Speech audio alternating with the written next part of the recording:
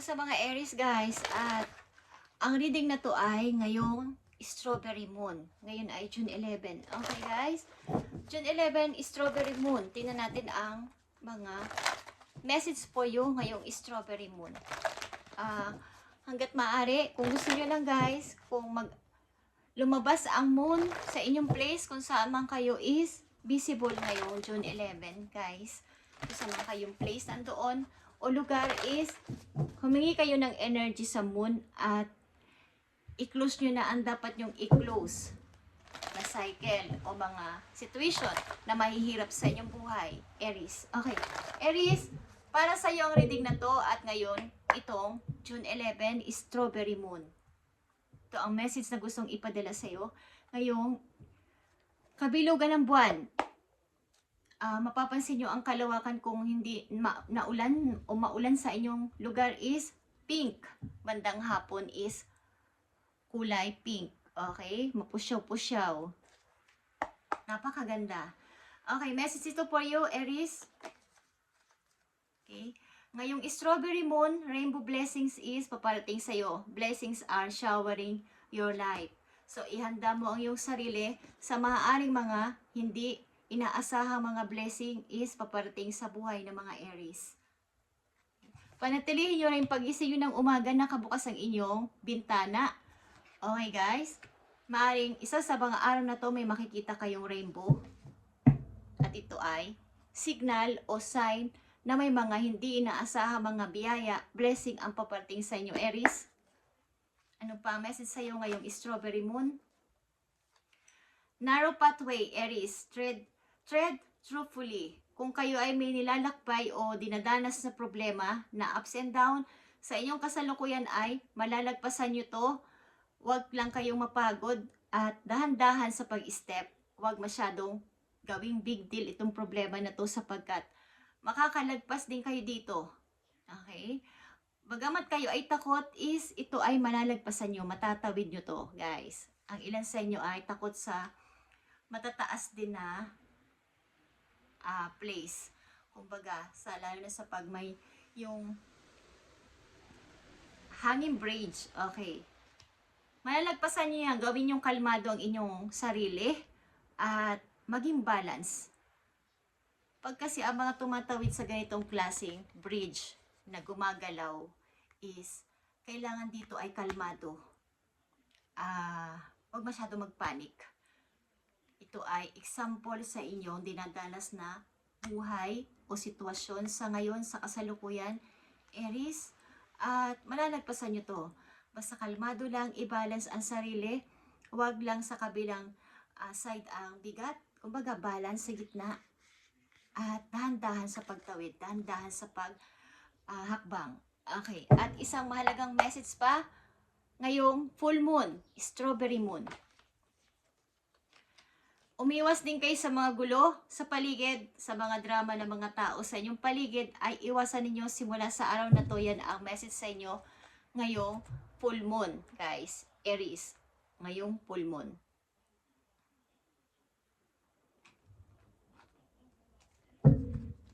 Tingnan natin yan. Rainbow blessings is here sa mga Aries at ito ay message sa inyo ngayong full moon. Kung gusto nyo lang din ay bumili kayo ng strawberry guys ngayong araw na to at kainin ninyo na may halong pag-wish. Okay.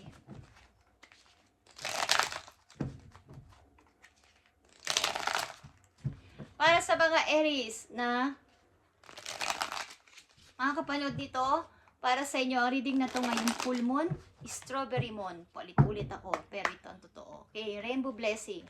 May nagsasabi nito sa inyo, ganito salita. Paulit-ulit ako sa inyo, pero ito ang totoo, kaya makinig kayo. Okay? So, tingnan natin. Aries. Hindi ko kontrolado ang sinasabi ko, guys. Okay, 5 of Cups is here. Iwasan na ang ihinayang. Iwasan na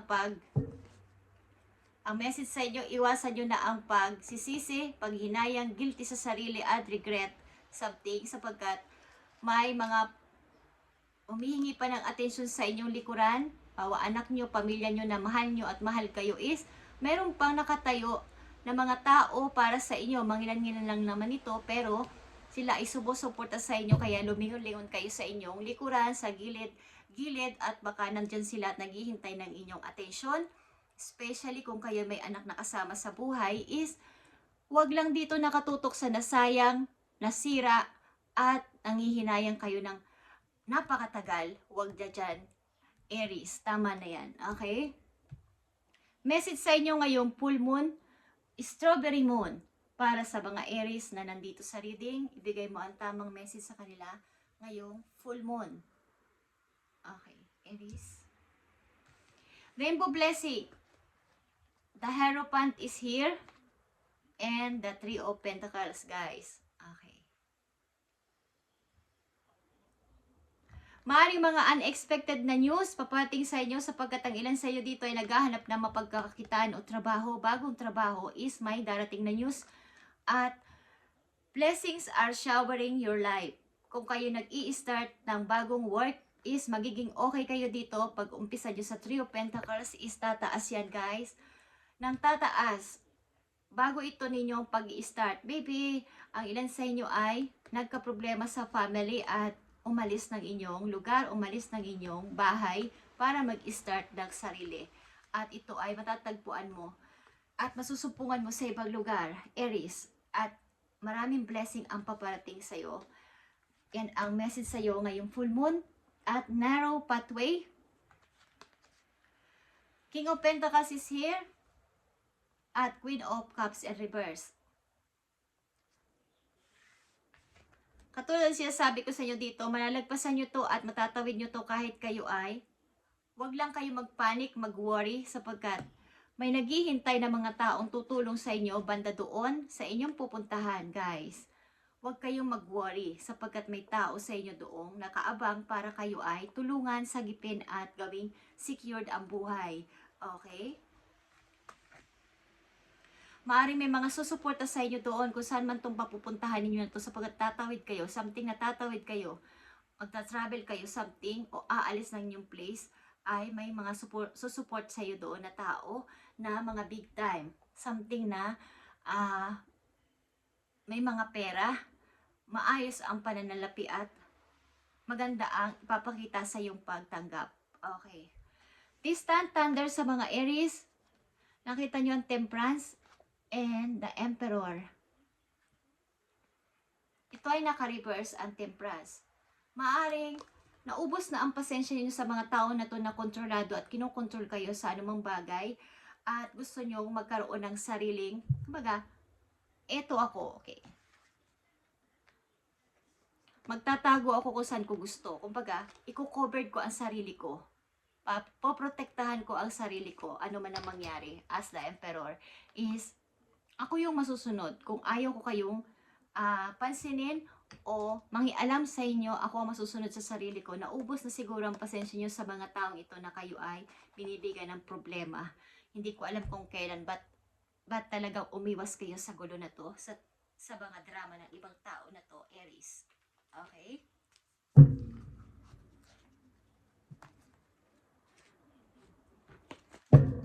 At napakaganda mga balita for you ngayong full moon.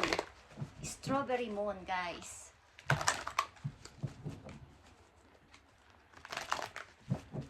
Tingnan natin. Sa inyong pa-i-startan na trabaho, pagpasimulan ng trabaho is magsha-shower ang blessing sa inyo dito ng walang katapusan. Aries, yan ang message sa inyo ngayong full moon. Kaya kung mag-i-start kayo ng bagong work is hilingin nyo sa moon tonight. Today, na kayo ay bigyan ng energy dito sa inyong plano na to at bigyan ng maraming biyaya. Okay, huwag kayong matakot lumiban o mag-step sapagkat sa inyong pupuntahan ay may mga tao sa inyo susuporta. Andito ang Cancer at Capricorn at Taurus. Maaring mga involved sa buhay niyo to na maaring magkaroon ng papel sa inyong buhay, sa inyong pag-i-start doon sa ibang lugar. May mga ganitong persona o energy na mai-involve sa inyo. Tingnan natin pa ang message sa mga Aries ngayong full moon. Okay. Message sa mga Aries ngayong full moon. I need to message dito na napakahalaga sa mga Aries ngayong full moon. At bigyan sila ng magandang payo. Andito din ang decision, Aries. Okay. Nakikita mo ba ang mga nasa paligid mo, mga ibon? Lahat sila ay may kalayaan na lumipad at tingnan ang magagandang view sa labas, samantalang ikaw, kung hindi mo pa naiisipang lumaya dyan, is huwag ka nang matakot. Lumabas ka na rin dyan sa hawla mo at tingnan ang kagandahan ng paligid at maging malaya. Kaya sasabi ko, ngayong full moon, i-release nyo na lahat sa moon ang inyong mga sakit na nararamdaman, mga hindi ma-release na mga problema at mga tao sa inyong buhay is i-close nyo na ngayong full moon. Okay? Release yourself from that which hold you back. I need to detox. Unnecessary worry based on the lack of self-confidence. Ilan sa inyo kasi ay walang kakayanang mag-decide. Takot. Walang tiwala sa sariling skills. Nakita nyo ba ang mga sumusuport sa inyo sa labas? Sige na, Aries, lumabas ka na dyan. Sasamahan ka namin sa iyong paglipad. Okay? Sa iyong pag-angat uli. May mga tao dito tutulong sa inyo, guys. Lumabas ka na sa iyong hawla. Ibig sabihin nun, sa iyong pagkakatali dyan, sa isang sitwasyon na wala nang kwenta kung kayo ay involved sa ganong sitwasyon. Aries, kaya nandito ang narrow pathway is challenge ka ng kapalaran na tawirin mo yan. Sapagkat ang patutunguhan mo ay napakaganda. Okay? Magkakaroon ka ng secured sa money, security, something na may freedom sa pera doon sa pupuntahan mo. Nandito ang Ace of Ariel is Ace of Pentacles, guys. If you're lucky day, new resources of money, time or support, a change in job or promotion. Like I said, okay, hindi pa ito lumalabas kanina is, sinasabi ko na sa inyo, magpapalit kayo ng job or lilipat kayo ng place para sa new Aries at new na pasisimulan ninyo. Mag-detox kayo, guys, something na mag-healing, mag-meditate, cleansing sa sarili. Ibigay nyo lahat sa moon tonight, okay? Ang inyong mga hinaing at bigyan kayo ng energy mula sa moon. Nabigyan kayo ng lakas ng loob na makapag patuloy na sa buhay ng walang kinakatakutan at may tiwala sa sarili. Ito na yung time, new resources of money, time or support, a change in job or promotion, guys. Yan ang napakagandang message ngayong full moon sa mga Aries.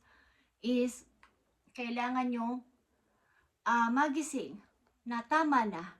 Okay, tama na to. Kailangan ko nang kumilos. Ibahin ang sarili ko sa lahat. Nakita nyo ba ang 5 of Michael? 5 of Sword ito, guys. Drama ng ibang tao ito, okay? Na sinasabi ko kayo na pa sa inyo sa Distant Thunder. This situation doesn't serve you. Okay? Hindi ito deserve. Hindi ito naka-deserve sa'yo. Ang sitwasyon na to, release your attachment to the outcome. Consider taking more uplifting approach. Huwag nyo silang sabayan. Pabayaan nyo sila. Iba ang kanilang level sa inyo, Aries. Iba ang kanilang pananaw sa buhay at paniniwala. Halimbawa, nag-o-open kayo sa kailan ng inyong mga suggestion na gusto nyo ng ganito para umangat sa buhay, para naman ang kanilang utak ay iba. Kasabi nila tama na sila dun. At kapag nagpilit ka pa ng iyong pananalita, sasabihin nila masyado kang ambisyoso at napakataas ng pangarap mo na baka bumagsak ka rin lang. Halimbawa ay masyado kang nag-a-assume na umunlad, maging maiba sa kanila, pero pare-pareho naman kayong galing doon, pero ikaw ay mapangarap pa, pero ayaw nilang ganun ka, Aries. Okay? So, kailangan mo na ng decision dito, at nandito ang Queen of Raphael. Andito na naman ang Queen of Raphael, ito ay Queen of Cups. Ibalik mo ang sarili mo sa pagiging ganito, guys. Okay? Follow your heart, Aries, a love at home and family. Trustworthy, psychic information. Ibig sabihin nito, pinapadalhan ka ni God ng mga messages at ito ay naiintindihan mo, ang sitwasyon mo na to ay alam mo. Meron kang mabait na puso, Aries, mapagbigay at maintindihin sa lahat ng sitwasyon. Maaring may usapin kayong problema, parang issue sa inyong pamilya na kailangan dito ay may magparaya para magkaroon ng maiba naman. Kumbaga, usaping hindi magkaintindihan pero kailangan ng pagsasacrifice ng isang tao at mag-start uli sa buhay. Okay, Aries? At huwag kang matakot lumiban katulad ng sinabi ko, mag-step. Bagamat nakakapanik, takot ka sa mga ganung lugar, sa matataas or what is, takot kang mag-start ng bago talaga at kulang ka sa confidence, ang Aries na nandito. But pinapayo sa'yo dito ngayong full moon na Ace of Pentacles is here and Five of Swords. Kailangan mo ibahin ang sarili mo sa kanila sapagkat hindi sila katulad mo ang pananaw. Ayaw na nilang umunlad. Gusto nila nandun lang sila. Halimbawa may isang grupo kayo ng mga kaibigan at yun lang at yun ang kanilang routine everyday. Pero ganun ka din dati.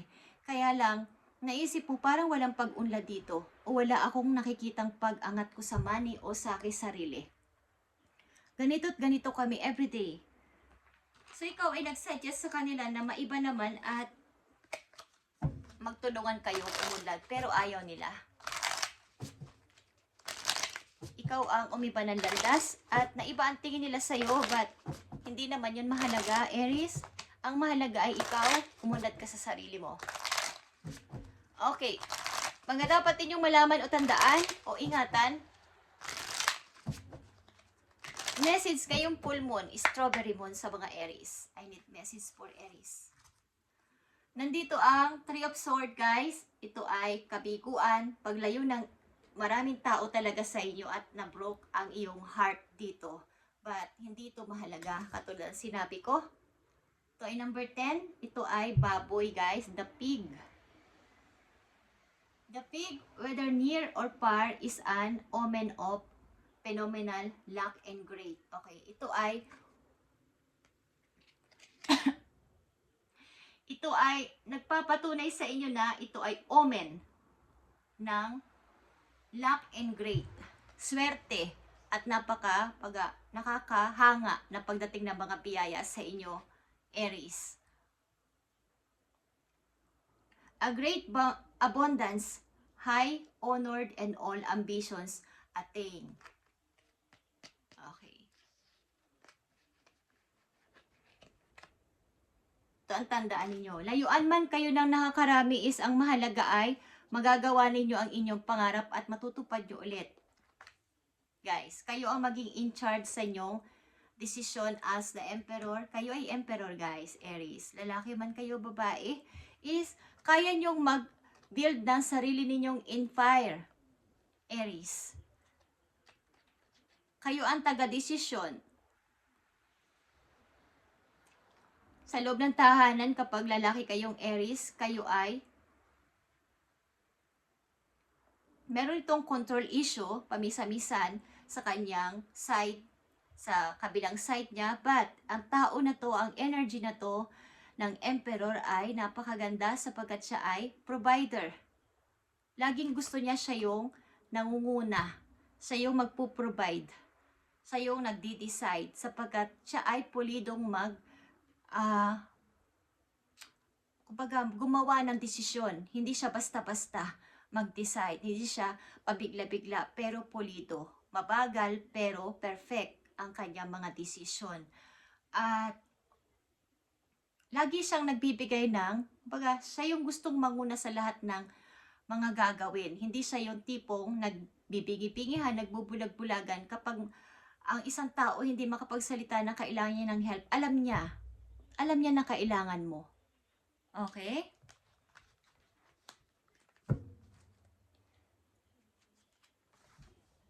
At meron ditong sing-sing, guys. Ang susunod yung message ay sing-sing. Queen of Cups is here. Kapag ikaw ay nasa right person, mga Aries na nandito,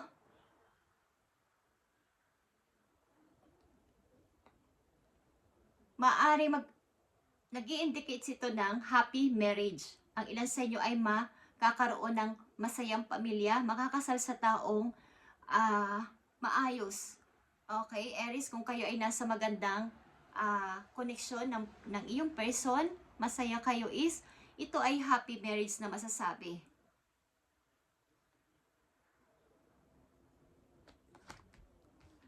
At kung nalalaman at nararamdaman nyo na parang may mali sa iyong relasyon ng tao na to, ito ay nagsisinungaling sa inyo. Kaya kayo ay may nararamdamang hindi maganda sa kanya. Okay? Yun ang twist doon. Kaya pakaramdaman ninyo kung ang inyong karelasyon ay hindi honest.